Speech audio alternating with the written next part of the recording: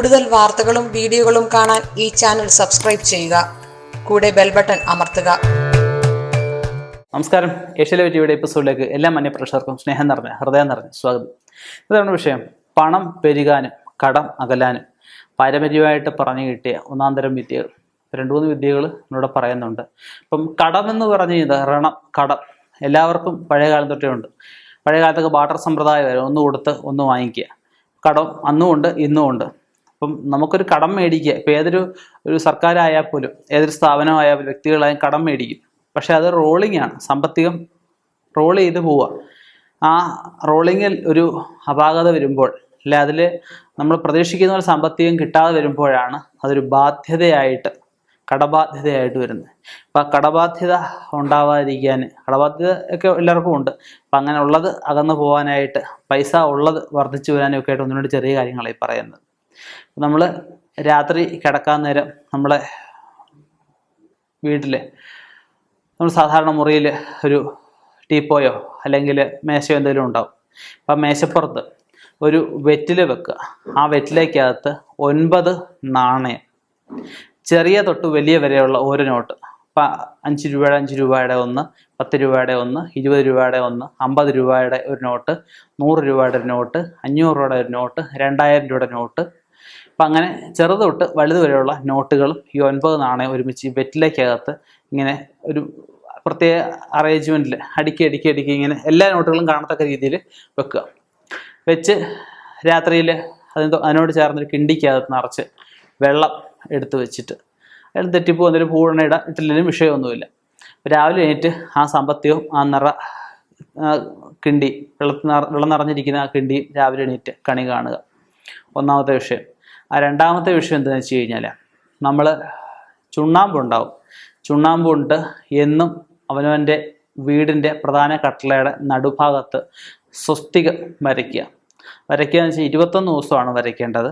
21 ദിവസം ഇന്ന് രാവിലെ തൊട്ടത് നാളെ രാവിലെ വേറെ ശുദ്ധമായ വെള്ളം കൊണ്ട് കഴുകിയിട്ട് വേണം, അത് തുടച്ചിട്ട് വേണം അടുത്ത സ്വസ്തിക തൊടാനായിട്ട്. സ്വസ്തിക വരയ്ക്കാൻ എല്ലാവർക്കും അറിയാമെന്ന് കരുതുന്നു. അപ്പം അങ്ങനെ അത്രയും ദിവസം ചെയ്യുക.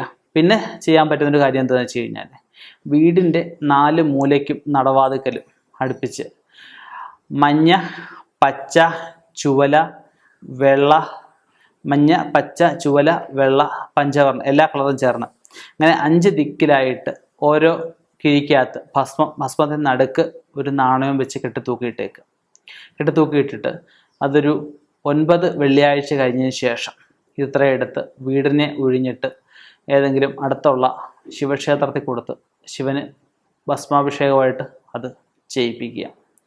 പിന്നെ ചെയ്യാൻ പറ്റുന്നൊരു കാര്യം എന്താണെന്ന് വെച്ച് കഴിഞ്ഞാൽ നമ്മൾ അടുത്തുള്ള വൃത്തിയായിട്ട് ചെയ്യുന്ന ഉറപ്പുള്ള ഏതെങ്കിലും ഒരു ഗണപതി ക്ഷേത്രത്തിൽ ഗണപതിക്ക് നമ്മൾ അപ്പം ഉണ്ടാക്കാൻ ആവശ്യമായിട്ടുള്ള നെയ്യ്, ശുദ്ധമായിട്ടുള്ള എള്ള്, വെളിച്ചെണ്ണ, അപ്പപ്പൊടി, അതായത് അരിപ്പൊടി, അങ്ങനെയുള്ള ദ്രവ്യം, കോഴി ജീരകപ്പൊടി, ഏലക്കാപ്പൊടി, അങ്ങനെ എന്തുവാ അങ്ങനെയുള്ള ശർക്കര, അങ്ങനെയുള്ള ദ്രവ്യങ്ങളെല്ലാം കൊണ്ട് ഏൽപ്പിച്ചിട്ട് അത് ഒരു ദിവസം ഭഗവാന്റെ നടയ്ക്കകത്ത് വെച്ച് പിറ്റേ ദിവസം അതുകൊണ്ട് അപ്പം ഉണ്ടാക്കി, അപ്പം മൂടലെന്ന് പറഞ്ഞ വഴിപാടുണ്ട്, അത് ചെയ്യാൻ പറയാം.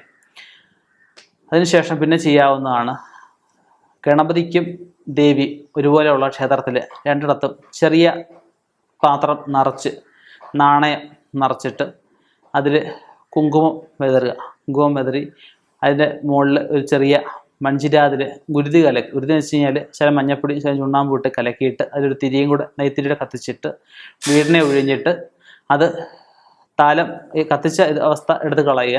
നാണയം എടുത്ത് ക്ഷേത്രത്തിൽ കൊണ്ടു കൊടുക്കുക. അതിൽ നിന്നും ഒരു 3 നാണയം പൂജിച്ച് ഒരു നാണയം പൈസ വെക്കുന്ന ആ ഒരു ഉറയ്ക്കകത്ത് അല്ലെ ആ ഒരു അലമാരിയിൽ ആ ഒരു കള്ളിയിലും, ഒരു നാണയം പേഴ്സിനകത്തും, ഒരു നാണയം നമ്മുടെ വാഹനത്തിലും വെക്കുക. അപ്പോൾ ഇതിലൂടെയൊക്കെ നമുക്ക് പൈസ പെരുകാനായിട്ട് കടബാധ്യത അകലാനായിട്ടൊക്കെ പാരമ്പര്യമായിട്ട് പറഞ്ഞു കിട്ടിയ കുറച്ച് അറിവുകളാണ് ഞാൻ നിങ്ങൾക്കായിട്ട് പങ്കുവെക്കുന്നത്. മറ്റു ദോഷങ്ങളൊന്നുമില്ല എന്ന് ഉറപ്പുവരുത്തിയതിന് ശേഷം മറ്റ് വാസ്തുദോഷമൊക്കെ അതാണ് ഉദ്ദേശിക്കുന്നത്. വാസ്തുദോഷമൊക്കെ കടന്നു കഴിഞ്ഞാൽ ഈ പറഞ്ഞ കാര്യങ്ങളൊന്നും ചെയ്തിട്ട് വലിയ പ്രയോജനം ഉണ്ടാകത്തില്ല. കാരണം വാസ്തു എന്ന് വെച്ചാൽ വീടിൻ്റെ അണിക്കല്ലിളകിയ എന്തായിരിക്കും അവസ്ഥ? വളരെ കഷ്ടമായിരിക്കും അല്ലേ? അപ്പം ആ വീടിൻ്റെ വാസ്തുവോ മറ്റു വിഷയങ്ങളൊന്നും ഇല്ല എങ്കിൽ ഞാൻ ഈ പറഞ്ഞ കാര്യങ്ങളൊക്കെ വൃത്തിയായിട്ട് ചെയ്തു കഴിഞ്ഞാൽ തീർച്ചയായിട്ടും അത് സാമ്പത്തിക ബാധ്യത ഒരു നല്ലൊരു ശതമാനം മാറാൻ, സാമ്പത്തിക ഭദ്രത കൈവരിക്കാനും ഒക്കെ സാധിക്കും. ഇനിയും ഇതുപോലെയുള്ള വ്യത്യസ്തമായ വിഷയങ്ങളുമായി കണ്ടുമുട്ടാം. നിർത്തുന്നു. നന്ദി, നമസ്കാരം.